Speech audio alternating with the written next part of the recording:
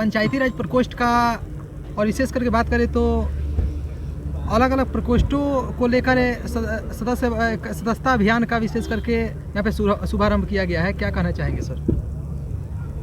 आज छपरा ज़िले में पंचायती राज का जो एक दिवसीय कार्यकर्ता बैठक था, उसमें हमारे जिलाध्यक्ष महेश राय जी हैं।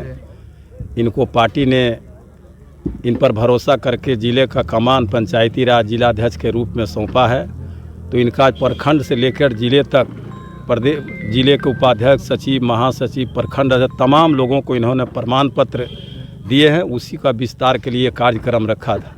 उसी बीच में हमको भी आमंत्रित किए थे, तो हम आते रहते हैं और हमें उम्मीद है और आपके चैनल के माध्यम से जितने भी आज नए पदाधिकारी हम लोग के द्वारा बनाए गए हैं, वो मजबूती से अपने संगठन को पंचायत तक ले जाने का काम करेंगे। सर बात करें तो एक तरफ है देखा जाए तो इंडिया और एक तरफ एनडीए, और दोनों में बिहार को लेकर तवत्तुर चल रही है कि नहीं आने वाले दिनों में तेजस्वी यादव जी कह रहे हैं कि नहीं हमारी सरकार बनने जा रही है। विशेष करके आप लोग का एजेंडा क्या है आने वाले दिनों के लिए?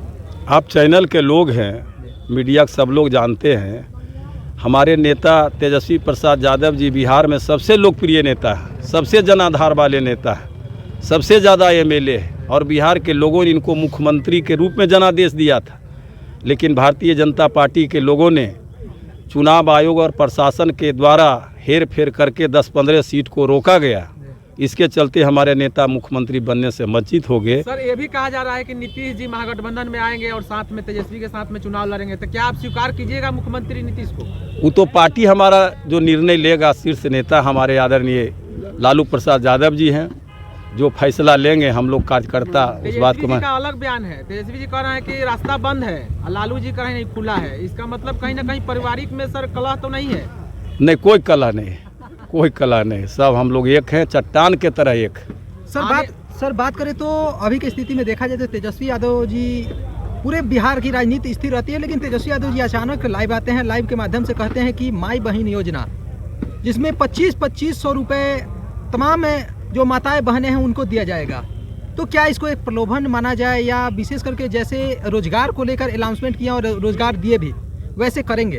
तो आप तो जानते हैं कि जब पहले विधानसभा का चुनाव हो रहा था तो उन्होंने बिहार के जनता के सामने वादा किए थे कि हमको मुख्यमंत्री बनाइए, 10 लाख युवाओं को रोजगार देंगे। लेकिन संजोग से नहीं बन पाए। लेकिन हमारा गठबंधन के सरकार बना तो 17 महीना में 5 लाख युवाओं को सरकारी नौकरी दिया गया और 3 लाख युवाओं को रोजगार के प्रक्रिया में छोड़ करके गए हैं। और यही नीतीश कुमार जी कहते थे कि इतना लोगों का नौकरी कहाँ से मिलेगा, पैसा कहाँ से आएगा। और वही नीतीश कुमार और तेजस्वी जी के जो इच्छा शक्ति के द्वारा 17 महीना में 5 लाख लोगों का रोजगार देने का काम किए। तो हमारा जो नेता बोलते हैं वही करते हैं। अगर उन्होंने कहे हैं कि माता और बहन को 2500 रुपया देंगे, 200 बिजली यूनिट फ्री करेंगे, वृद्धा पेंशन अपंग लोगों को 400 से 1500 करेंगे, तो निश्चित रूप से करेंगे। आने वाले दिनों में जैसे कि बताया जा रहा है, जैसे इसके पहले भी विधानसभा चुनाव हुआ, विधानसभा चुनाव में राजद सारण जिले से एक अच्छा खासा मतलब सीट लाई, लेकिन 2025 में क्या लगाया जाए कि 10 के 10 सीट क्या राजद ही लाएगी? ये तो जनता मालिक है। लोकतंत्र में ये बात को कोई 100% नहीं कह सकता, लेकिन हम पार्टी के नेता हैं, हम तो चाहेंगे कि ज़्यादा से ज़्यादा सीट हमारे जीत करके आवे। लेकिन जनता मालिक है, जो फैसला करेंगे, जो उनका जनादेश होगा वो हम लोगों के माथे पर है। आज पंचायती राज प्रकोष्ठ के जो जिलाध्यक्ष हैं महेश राय जी हैं, एक तरफ मुखिया भी हैं और साथ के साथ बहुत बड़ा कार्यभार इनको मिला हुआ है। आज यहाँ पे कार्यक्रम में आप पहुँचे, विशेष करके आपको कैसा लग रहा है और विशेष आभार प्रकट क्या करना चाहेंगे आप? बहुत हम आभार प्रकट कर रहे हैं कि महेश राय जी हैं और इनके द्वारा जो भी आयोजक मंडल है, सभी लोगों का आपके चैनल के माध्यम से बधाई देते हैं, आभार प्रकट करते हैं कि बहुत अच्छा कार्यक्रम था और लोग जुटता। लेकिन बहुत इतना कड़ाके की ठंड में भी देख रहे हैं 500 कम से कम आदमी, कुल मुखिया, जिला परिषद, हारल, जीतल सब लोग आए हैं, वार्ड सदस्य सब लोग आए हैं। और हाँ, सब को लोग आए हैं प्रदेश के हमारे पता। जिस तरीके से लाठीचार्ज किया गया है छात्रों के ऊपर, सब दौड़ा कर पीटा जा रहा है, इसको लेकर क्या कहिएगा सर? तो आप ये तानाशाही सरकार है। आप तो जानते हैं कि अभी देश के अंदर और राज्य के अंदर अघोषित इमरजेंसी है ना, तानाशाह सरकार चल रहा है। और नीतीश कुमार जी का सिस्टम नीचे से ऊपर पूरा फेल है। उनका जो फौज है पटना से लेकर के जिले से लेकर प्रखंड से सीओ बीडीओ तक पूरा खजाना को लूटने लगा हुआ है। लूटते लूटते खाली कर दिया है। और यही नीतीश कुमार जी 250 करोड़ रुपया बजट पास करके और बिहार में अपना यात्रा लगाए हैं। सरकारी पैसे से फेयर एंड लवली से चेहरा चमका रहे हैं। ये गरीब राज्य है। इस पैसे को कोई और दूसरा काम हो सकता था, लेकिन इन्होंने पैसे को दुरुपयोग कर रहे हैं और पूरे खजाना को लुटवाने का काम कर रहे हैं। ऊपर से लेकर के नीचे तक किसी भी दफ्तर में चले जाइए, सीईओ यहाँ, बीडीओ यहाँ, थाना, बिना पैसे का एक काम भी नहीं होता। केंद्र या बिहार की जो भी मुद्दा है सर, देखा जा रहा है कि नीतीश जी इस पर मौन है। कहीं ना कहीं जो है चुप्पी तोड़ सकते हैं, महागठबंधन में आ सकते हैं सर। डील हो गया है आप लोग का? हम तो मुख्यमंत्री जी को कहते हैं कि मुख्यमंत्री जी, आपके ही सहयोग से भारत सरकार चल रहा नरेंद्र मोदी जी के, तो आप क्यों नहीं विशेष राज्य का दर्जा मांगते हैं? ये तो मांगना न चाहिए, विशेष पैकेज मांगना न चाहिए। अब नहीं मांग रहे हैं तो उनका बात है, अब वो जाने, उनका काम जाने, लेकिन हम तो कहें कि आप मांगिए। अगर नहीं दे रहे हैं तो आप वहाँ से आप जो है गठबंधन को तोड़िए और हम लोग विचार करेंगे। फिर पहले वहाँ हटिए तो तब तो हमारा पार्टी विचार करेगा कि आपको क्या होगा नहीं होगा। पंचायती राज प्रतिनिधियों की सुरक्षा की बात है। दिन प्रतिदिन कहीं ना कहीं मैंने कि पंचायत प्रतिनिधियों पर हमले किए जा रहे हैं और उनके ऊपर झूठे मुकदमे किए जा रहे हैं।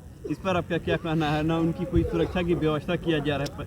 तो ये बात तो हम अपना संबोधन में भी पत्रकार महोदय किए कि आखिर हमारे जो मुखिया हैं जिला परिषद, उनको सुरक्षा की कोई व्यवस्था नहीं की। हमारे मुखिया जिला परिषद की हत्याएं हो रहे हैं, प्रशासन के अफसरों के द्वारा झूठे मुकदमे में फंसाए जाते हैं।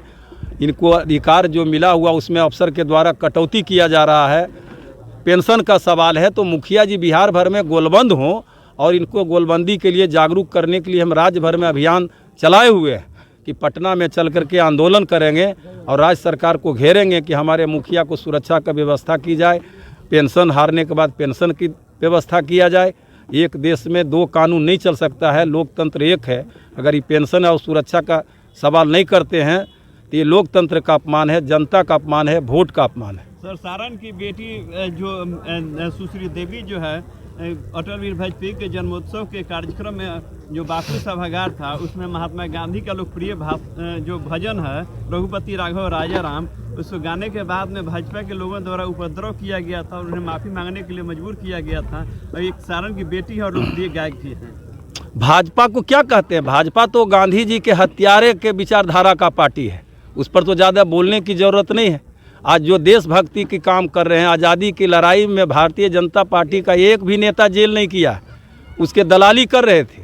और आज वो जो है देशभक्त की बात कर रहे हैं, देश में नफरत फैलाना चाहते हैं, देश में धर्म के नाम पर मुद्दा से भटका करके बंटवा करके देश को बंटवारा करना चाहते हैं। तो भारतीय जनता पार्टी से आप क्या उम्मीद कर सकते हैं? सर, बात करें तो आज आपके आवास पे विशेष करके पंचायती राज प्रकोष्ठ का कार्यक्रम रखा गया था और इसमें पंचायती राज प्रकोष्ठ के प्रदेश अध्यक्ष जी का भी आगमन, इसके अलावा बहुत सारे और भी गणमान्य लोग का आगमन हुआ। विशेष आप क्या कहना चाहेंगे?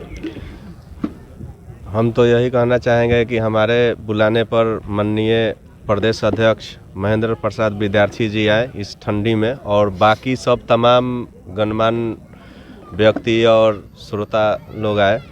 और बहुत ठंड के कारण कुछ लोग नहीं आ पाए और अच्छा कार्यक्रम रहा। और आगे भी पंचायती राज प्रकोष्ठ का जिला अध्यक्ष के बनने के कारण अपने पंचायती राज प्रकोष्ठ का जो भी कमिटी है उसको मजबूती से और आगे मजबूत बनाने का प्रयास करेंगे और पार्टी को मजबूत, पंचायती राज प्रकोष्ठ के तरफ से पार्टी को मजबूत बनाने का, राष्ट्रीय जनता दल को और मजबूत बनाने के काम करेंगे। पंचायती राज प्रकोष्ठ का आप जिला अध्यक्ष भी हैं और देखा जाए तो बिहार में रोजाना अलग अलग जगहों पे कभी मुखिया के लड़के पे हमला हो जाता है, तो कभी मुखिया पे हमला हो जाता है, तो कभी अलग अलग मामला हो जा रहा है। आप लोग के तरफ से क्या प्रयास रहेगा कि आने वाले दिनों में आवाज़ को बुलंद किया जाए कि नहीं, मुखिया को भी और मुखिया प्रतिनिधि को भी, विशेष करके तमाम जो प्रतिनिधि हैं उनको भी विशेष करके सुरक्षा मुहैया हो?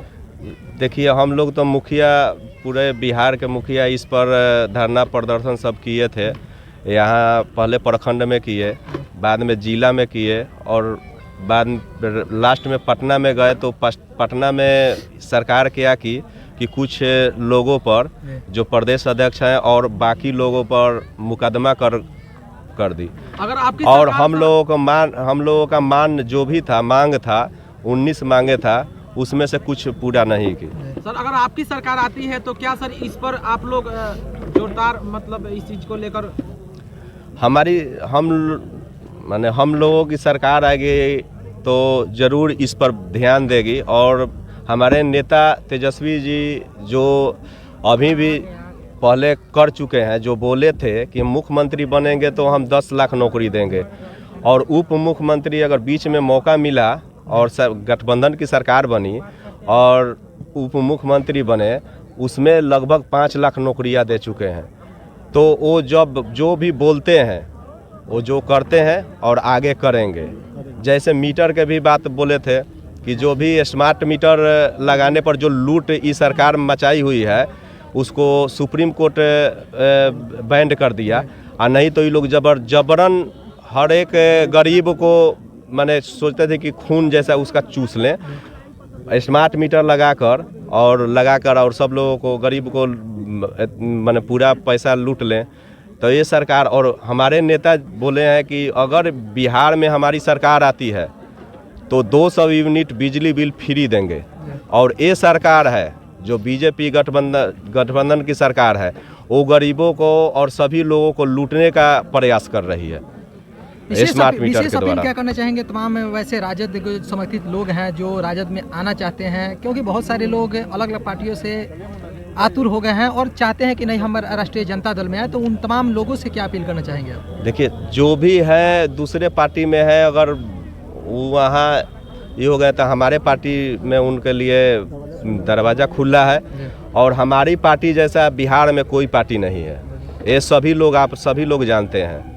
क्योंकि गरीब गुरबों और जितने भी दल माने पिछड़े को ऊपर माने आज तक यही सरकार ऊपर उठाई है और मदद की है।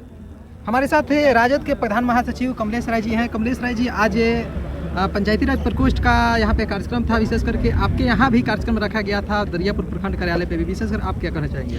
आप तमाम मीडिया बंधु का हार्दिक स्वागत है।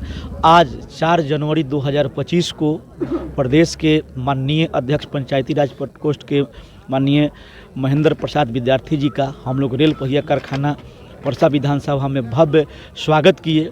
वहाँ अध्यक्ष जी के कर कमलों द्वारा माई बहन मान योजना का भी विस्तार से चर्चा परिचर्चा हुआ, और माँ बहनों को अंग वस्त्र और कंबल साड़ी दे करके फूल माला से सम्मानित किया गया। मेडिकल हेल्थ चेकअप कैंप का भी उद्घाटन किया गया। साथ ही साथ मोनू यादव को कार्यकारी प्रखंड अध्यक्ष मनोनीत करके सैकड़ों युवा नेतृत्व को राष्ट्रीय जनता दल में सदस्यता दिलाए। इसके लिए माननीय प्रदेश अध्यक्ष को कोटि कोटि बधाई और बहुत बहुत धन्यवाद। आज महेश राय मुखिया जी के दरवाजे पर पंचायती राज प्रकोष्ठ सारण जिला का विस्तार करते हुए सभी नवनिर्वाचित जो भी हमारे प्रखंड अध्यक्ष मनोनीत हुए, जिला कमेटी मनोनीत हुए, सभी लोगों के उज्जवल भविष्य की कामना के साथ नव वर्ष की हार्दिक बधाई देते हैं और उनसे उम्मीद करते हैं कि माननीय महेश राय जी के उम्मीदों पर, माननीय महेंद्र प्रसाद विद्यार्थी जी के भरोसा पर और बाबू तेजस्वी यादव जी के जो संकल्प की जो 2025 का बिहार देखना चाह रहे हैं, राष्ट्रीय अध्यक्ष लालू प्रसाद यादव के सपनों को सजोने में तन मन धन से सब लोग समर्पित होकर के अपनी नैतिक जिम्मेदारी का पालन करते हुए बिहार में नई सरकार की एडवांस में आप सभी को हार्दिक शुभकामना और बधाई देते हैं। और भविष्य के मुख्यमंत्री को